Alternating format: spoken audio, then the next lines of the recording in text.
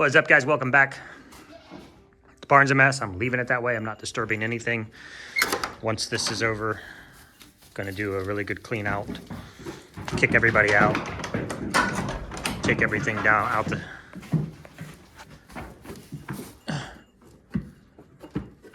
Are you okay?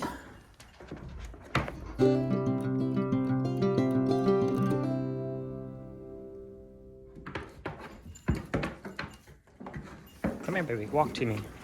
Come here, walk to me. Walk to me, come here. Okay, okay. There's big meanies knock you off there? I mean, Mooney's the size of a house right now, so I'm sorry, baby. Okay, back to what I was saying. Clean the barn out, take everything out the side door. Kind of reorganizing how we do things. You know, just a lot of crazy, sporadic craziness right out of the gate when we first started with licorice. Now we've had a chance to kind of, you know, put the brakes on a little bit, slow down. She's still with us, guys.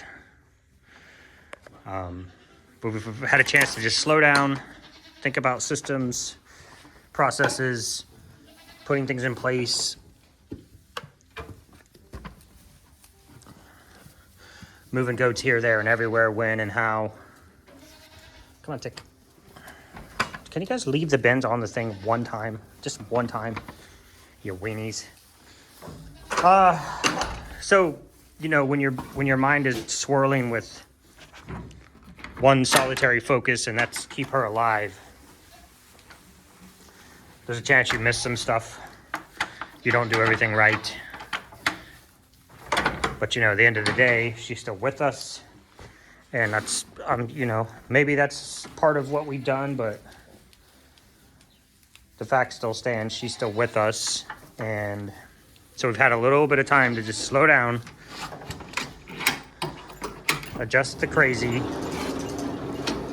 take a look at the situation, which is what we always do anyway, and kind of make some adjustments. So now, you know, I kind of know that she's going to be the last thing I touch, and then I'm going to walk out of this barn. Maybe we've done some things not quite right or in the right order and things like that, but it's definitely, you know, a learning process. And so now I know I come in here, I get everything taken care of, take care of the girls, take care of the boys, let everybody out. I may or may not have touched that handle with an ungloved hand. What I'm trying to do is glove up, touch everything over there, do all that situation with licorice, gloves off. That way when I'm touching things on the way out, I'm not contaminating anything. Now, I don't know, it was a really good question last night. How long is she contagious? And I honestly don't know the answer to that question. Generally, when they put you on antibiotics, they say within 24 to 48 hours after starting antibiotics, you're generally no longer contagious. However, usually when they put you on antibiotics, your body knocks it out in a couple days. I don't know how long it's going to take to get her through this. So, started her on goat's milk last night. She took, I started with 80 cc's, 80 cc's. I probably ended up getting 70 in her. The first one she sucked down just as fast as she could get it in her. She also was kind of lifting and holding her head a little bit. When I got her head upright and centered, she was kind of holding it up a little bit. As you can see now, this eye is closed. You probably can't see because she's black on black on black, but that's the first time. When I came in this morning, it's the first time I've seen her have that eye completely closed, almost like she's sleeping, versus stuck with that eye open, just gazing into nothingness. Okay, so here we are, and I'm gonna go through the whole process so you guys can see the entire thing. Some of it's not gonna be pretty, so if you wanna change the channel now or fast forward and come back, do that. I think I forgot yesterday, I cut out this handy dandy part. People always ask why I have these boards in here. We tend to just, I don't think I've ever shown them on video. Just pop them in there like that. put all your stuff on there. Pretty handy dandy. If you have slat wall stalls like this. I don't use them a lot. Generally, I just leave them up in the corner to put all my milk stuff on and meds and stuff when we're doing medicine.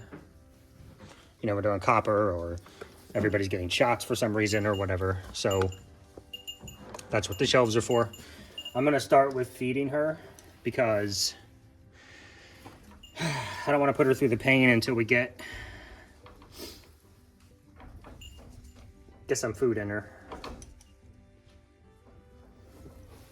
So this is a 20 cc drench gun. This is called a drench gun, and it's made like this so you can get it in the, when you put it in their mouth, it goes back in the corner so they swallow. And I got 4 of these in her last night. It's probably about 22 cc's when you draw it full like that. Okay.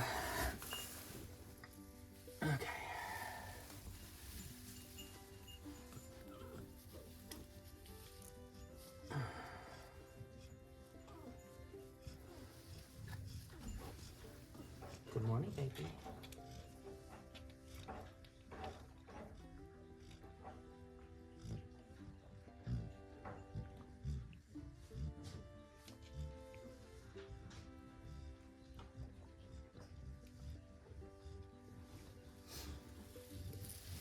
Whoa, guys. Nolly, I think it was Nolly. You sent me Heavenly Homestead, I believe, was the channel. I watched some of her videos where she had a buck that had Listeria.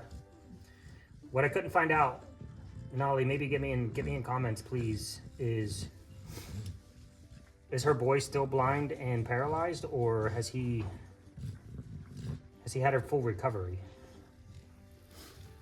Good job, mamacita. You know, I'm interested in that because we're going to have to make, that's going to be a decision we're going to have to make.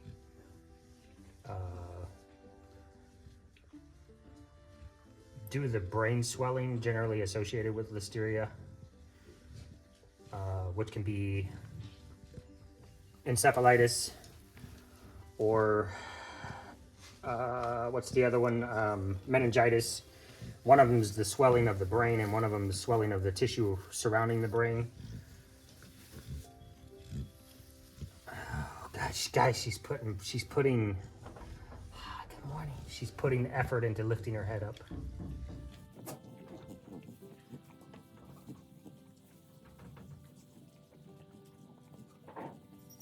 So I don't know how much damage might be done to her brain where this can't be her life, guys. If she's blind and wobbly and able to feed herself, that's all I want, is for her to be able to feed herself. I don't care after that. You guys know, if she can feed herself, she lives here. I don't care what state she's in.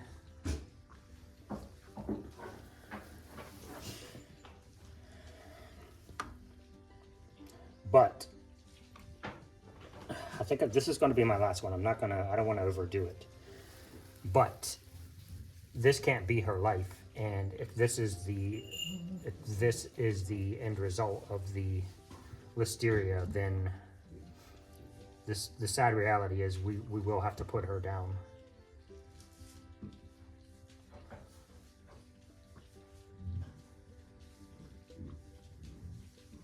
I'm not going to force her to live laying on her side. That's going to create a whole other list of problems. And thank you for the information, guys. Don't ever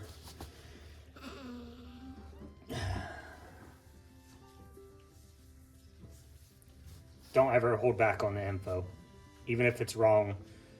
We'll verify everything before we do anything, but making sure she's rolled back and forth so that she's not getting sore on one side.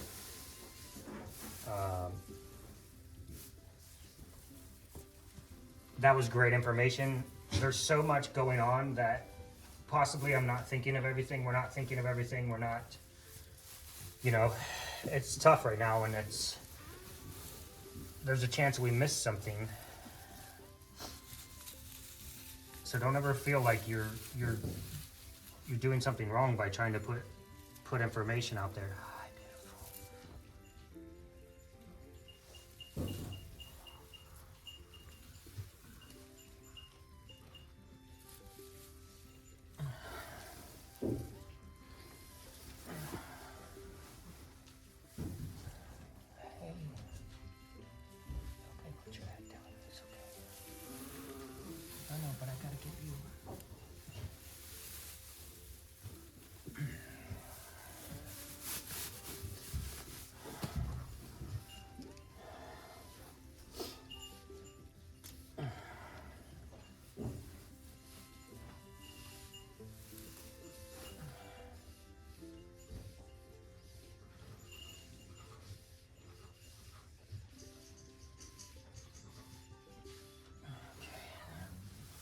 That's antibiotics.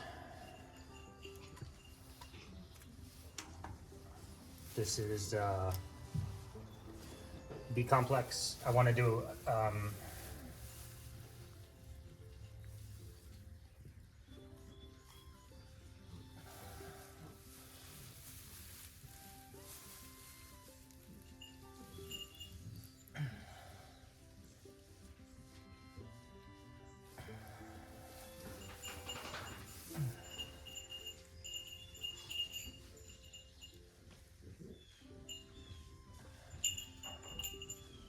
she's a pincushion, guys.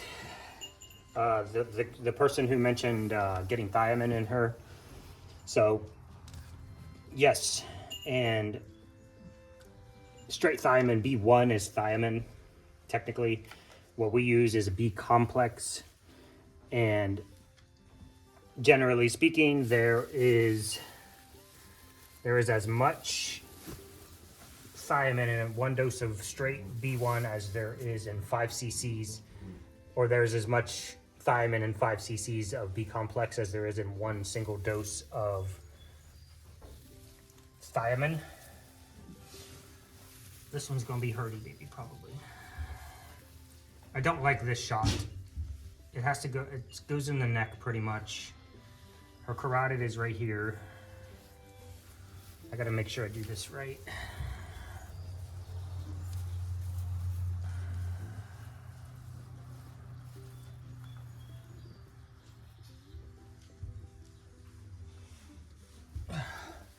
Steroid right in the neck meat. Okay, baby. See, in her natural, because her head is still, her muscles are still kind of pulling her head around. Her neck feels really good, guys, really loose. The first day we brought her home, her neck was almost like you flex your bicep. It was just cranked around this way like it had a cramp. And it's pretty flexible now. I'm just trying to stimulate her, so don't think I'm being mean or rough or anything. She's been laying on this side. I want to give it a rub, get the blood flow pumping, stimulate the skin. I hate the smell of B complex. It is disgusting. And then at a certain point, we're gonna have to try to get her up. I mean, the way she's going right now,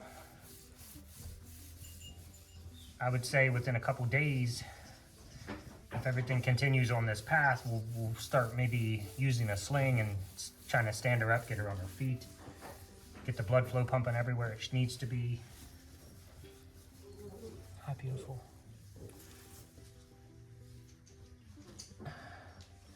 But for now, just stimulating the skin, get the blood to rush to that area.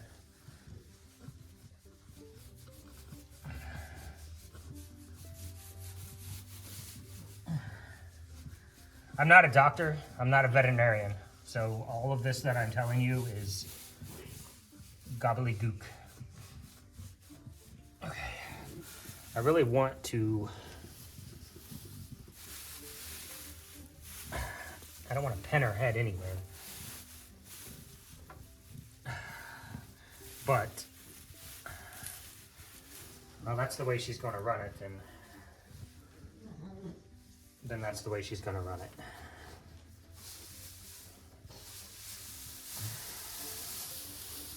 But I do still want to kind of get her head uphill a little. I'm saying head up, what I mean is neck up, head down. Just so she's not constantly everything downhill. But I also understand that she's drooling a good bit. She's not nearly as much as she was, so the drooling has slowed dramatically. And so for now, she's just, I've just put a bunch of liquid in her. If she throws up or anything like that, goats don't generally throw up, but if she did, or if she is drooling, I don't want it running in her throat and choking her, so.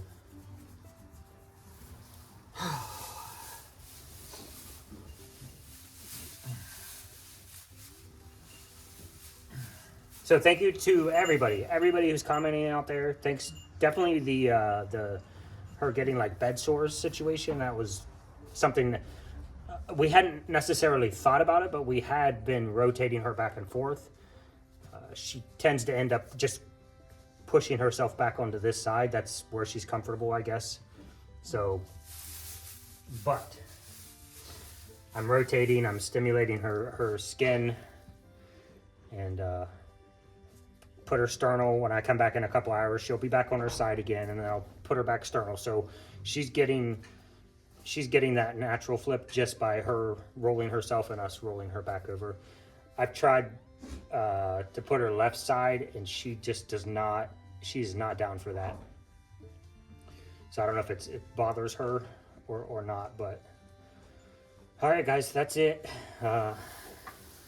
I'm gonna stop the camera with my nose, just so you know. And we'll see you guys tomorrow with another update.